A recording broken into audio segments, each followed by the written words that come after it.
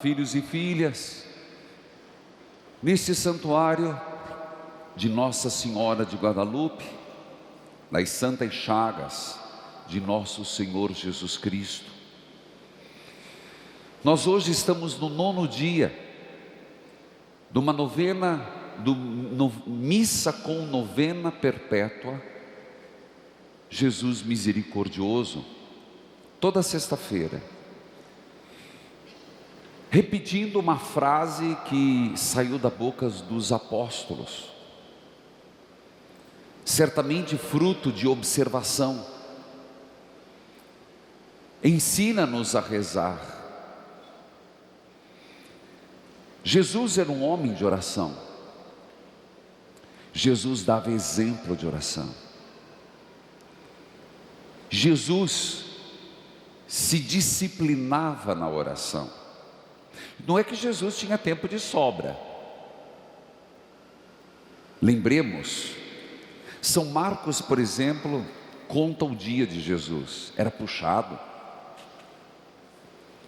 Jesus vivia sempre rodeado dos 12, no mínimo, mais as mulheres que o ajudavam com as suas doações, dentre elas Susana, Maria de Cleofas e algumas mulheres, sempre o povo pedindo. Lembremos, um calor tenebroso, e o calor deixa qualquer pessoa, além de cansada, irritada, não é assim?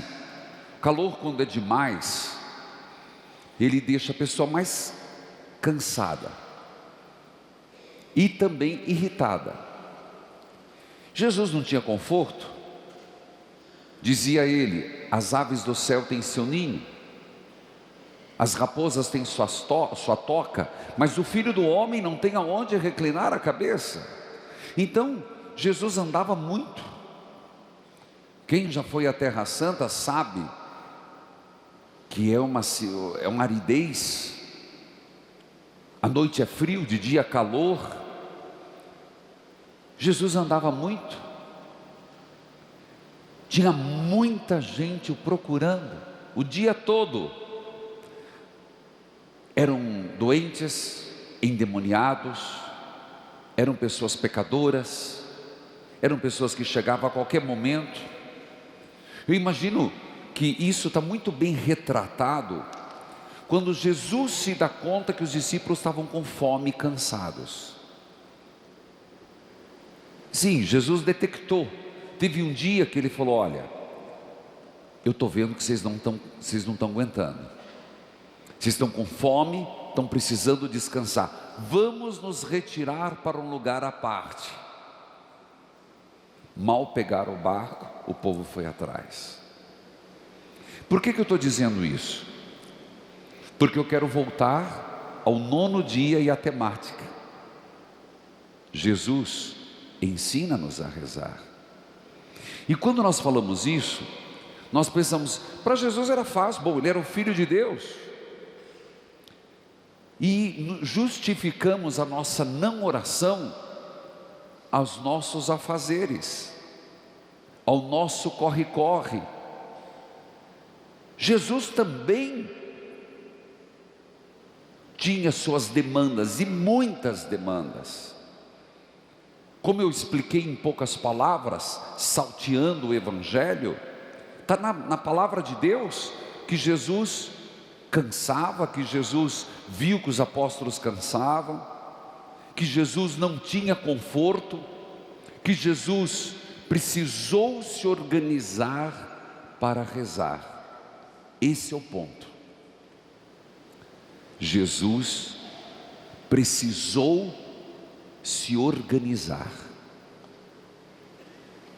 De repente, vem a primeira mensagem: ensina-nos a rezar, e o Senhor vai dizendo: como você se organiza para a oração? Você, que é cheio de horários e compromissos, qual o horário que, por valorizar a oração, você estabeleceu para rezar? Então, padre, é quando dá, não justifica. Eu estou sendo bem pedagógico. Quando dá eu rezo, não é uma justificativa boa. Volto a dizer, teve dias que Jesus durante o dia não conseguiu rezar, ele compensou à noite. Então, se queremos pedir, Jesus ensina-nos a rezar, nós temos que, como a gente se programa, hoje eu tenho médico, hoje eu tenho médico, depois eu vou na quitanda, depois eu vou pagar o seu Zezinho no açougue, depois eu vou passar na farmácia que eu tenho que comprar um remedinho, depois eu tenho que passar lá não sei aonde. Na nossa programação diária tem que ter o horário da oração, entendeu? Não é porque Jesus está querendo, é porque eu e você precisamos. Se nós não programarmos, a gente não faz. Mais ou menos a gente tem o horário do almoço, não tem? Uns às 11, uns às 11h30, outros a meio-dia, outro 1h. Mas chega a hora do almoço, te dá assim uma zigue-zira e não come para ver. Primeiro ponto que eu quero fechar esse novenário: estabeleça. E não estou falando isso como um peso, não estou falando isso como uma obrigação, nem com ameaça. Você está pedindo ensina-nos a rezar? Estabeleça teu horário de oração, firme nele. Segundo, às vezes a gente escuta, bom, eu não preciso de oração, a minha vida é uma oração. Não é justificativa. Vamos pensar assim: Jesus é ou não é o Filho de Deus? É ou não é? Jesus é o enviado de Deus? Jesus escutava Deus? Era a pessoa que mais poderia dizer: eu não preciso de oração. De todos nós, o cara que podia dizer eu não preciso rezar era Jesus. Mas na Sagrada Escritura tem muitas referências, Jesus passando a noite em oração, Jesus acordando cedo, o pessoal achava que ele estava dormindo, estava rezando. Os apóstolos rezando. Meus irmãos, então, minha vida é uma oração, não dá certo. Terceiro, então, necessidade de rezar. Você vai falar, mas eu rezo, padre. Horário marcado e se propor, aqui é minha oração pessoal. Terceiro, eu vou à missa, isso é uma desculpa minha, dos ministros, pode ser, de quem é frequente. Eu já rezo, certíssimo, mas a missa é uma oração comunitária. Senão Jesus podia argumentar, meus irmãos, quando ele fala, bem-aventurados os pobres de espírito, porque deles é o reino do céu, as bem-aventuranças, Mateus lá no monte e outro na planície, já não seria uma oração? Mas não estou falando da oração em grupo, estou falando da oração pessoal. É diferente, é aquela que a gente faz para ouvir. Um outro ponto, que seria o quarto: oração não pode ser só um grito desesperado no momento da aflição, mas um diálogo amoroso com aquele que nos ama. A oração não pode ser só um grito desesperado nos momentos de aflição. Repita comigo: a oração não pode ser só um grito desesperado no momento de aflição, mas tem que ser um diálogo amoroso com quem nos ama. Por que eu insisto nesse quarto ponto? Porque a gente lembra de rezar quando a água está no pescoço. A gente faz promessa quando está desesperado. Então aí Deus fica só com os nossos gritos de desespero. E nós não aproveitamos os momentos de bonança, os momentos de ternura, os momentos de crescimento, de amadurecimento. Não que a gente não amadureça no sofrimento, mas eu acredito que a gente poderia progredir mais. Vou dar um exemplo muito simples. Você já viu uma criança, como criança dorme? Dorme, não dorme? Desculpe dizer, criança e idoso. Eu acho que já estou chegando na idade. Onde eu estava brincando, eles estavam esperando para mim gravar. Eu dormi sentado. Falei que estou qual o cavalo velho. Encostei e durmo. Estou assim, acho que é cansaço. Estou fazendo exame, não tem nada de doença. Mas criança e idoso dormem muito. Tá bom. Mas criança eu fico observando. E você sabe por que eles dormem? Porque a criança cresce enquanto dorme. Sabia disso? Aí eu fiquei pensando aqui com os meus neurônios, que se a gente só vai a Deus na agitação, se você só vai a Deus na hora do desespero, agitado, e com aquela angústia, então a gente não cresce, só ali não. Agora, se Jesus não disse que a gente tem que ser como uma criança para entrar no reino dos céus, então nós tínhamos que estar em Deus na agitação, nas angústias, nas dificuldades, mas também repousar em Deus. Se é para ser como uma criança, a gente cresceria espiritualmente no momento de serenidade. A impressão que eu tenho é que a gente não cresce, porque a gente não dá tempo a Deus. Deus vive tanto socorrendo, consertando meus erros, ajeitando minha vida. Eu bombardeio Deus com tanto desespero, que eu não consigo, não é que eu não consigo refletir, elaborar. Sabe que eu tenho impressão que hoje nós vivemos um tempo que a gente não desculpa a palavra, não curte a vida. O que eu quero, vou explicar melhor. Gente, a gente tem que saborear. Nós estamos perdendo isso. Até, eu diria, perdeu alguém, você tem que ter tempo de saborear a perda. Vou usar essa palavra para provocar. O tempo de você viver o luto. Você tem que se dar esse tempo de assimilar que perdeu alguém, dar o tempo de chorar que perdeu alguém, de viver o luto interior. Depois, acontece uma coisa boa na vida, a gente não saboreia essa coisa boa. Você não se dá tempo de saborear. E você já quer nova emoção.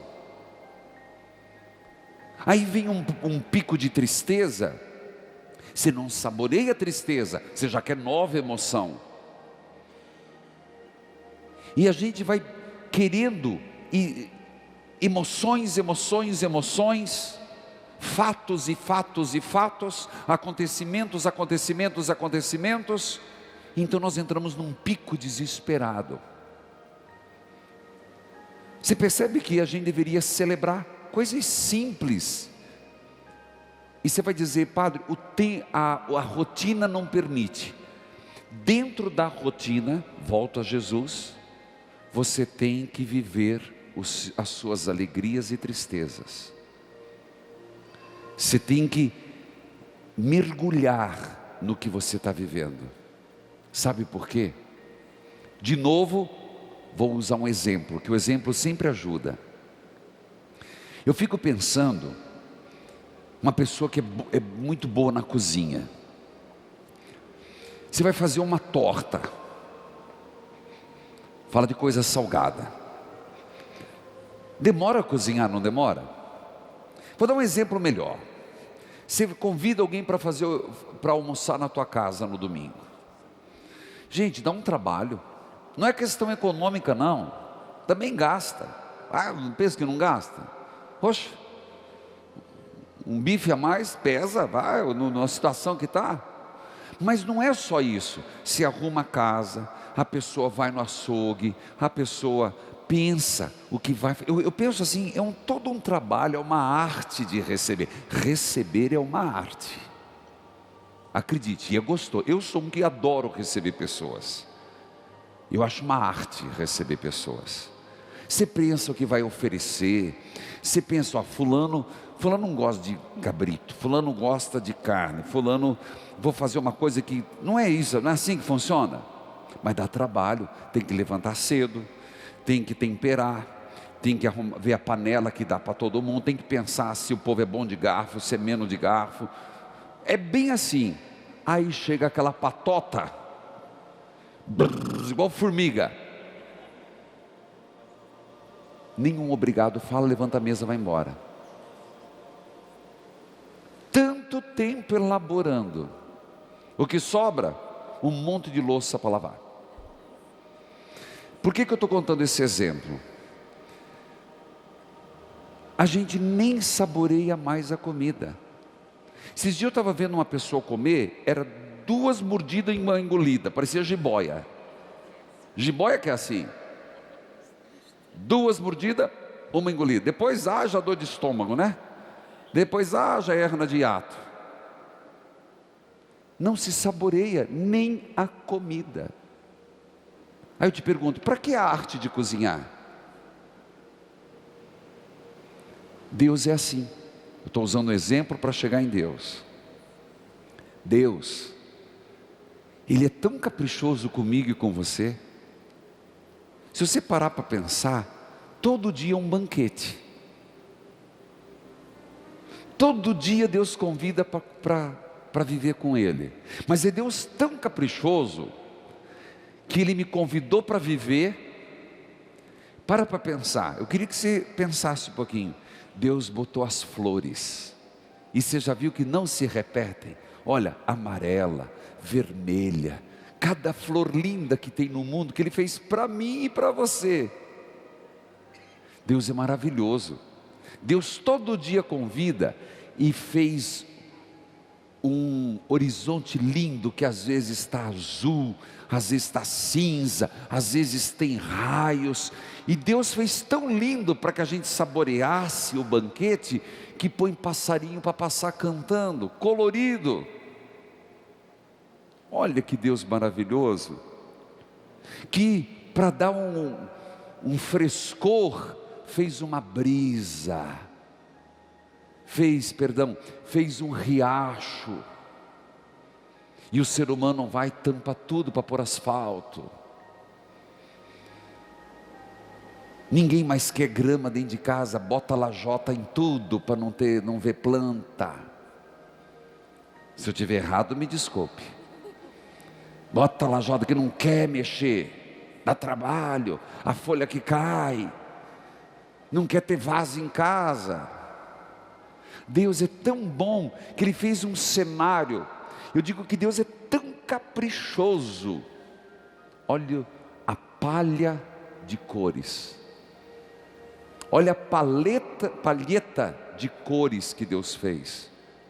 Tudo que os pintores fazem, tiram da natureza. E a gente faz igual aqueles que vão dentro de casa da gente. Os formiguinhas. Comeu, nem obrigado. Capaz de arrotar na mesa e levantar e ir embora. Você percebeu que a gente não saboreia? Se nós fôssemos homens, mulheres de oração, e termino aqui, Se nós fôssemos homens e mulheres de oração, nós iríamos estar mais conectados ao Criador. E fruto dessa intimidade, nós iríamos saborear mais a vida. Nós iríamos saborear cada minuto. Nós iríamos saborear mais o gosto de viver. Você sabe que quando você perdeu o gosto de viver, lembra desse padre que sou eu, e dessa reflexão que estou fazendo. E pensa Deus preparando todo esse grande cenário para nós. Só que a gente está tão focado, tem que ganhar, tem que subir na vida, tem que isso, tem que aquilo, tenho que derrubar fulano, como diz Santa Teresa de Calcutá: quem deseja o mal para os outros não tem tempo de amar. Saboreia mais a vida. Por isso, é o meu último ponto: ensine-nos a rezar. Porque uma pessoa de oração escolheu a melhor parte. A vida vai ser diferente. Você vai se alegrar, nem que seja de uma janela de um ônibus, que você tem que sair 5 horas e vai voltar para casa às 10 horas da noite. Você vai saborear. E quando se encontrar outra pessoa, você vai saborear o abraço, você vai saborear o olhar, você vai saborear o encontro. Mas isso, meus irmãos, é só para quem quer ser bem-aventurado. É só para quem quer seguir Jesus e se tornar um homem, uma mulher de oração. Amém.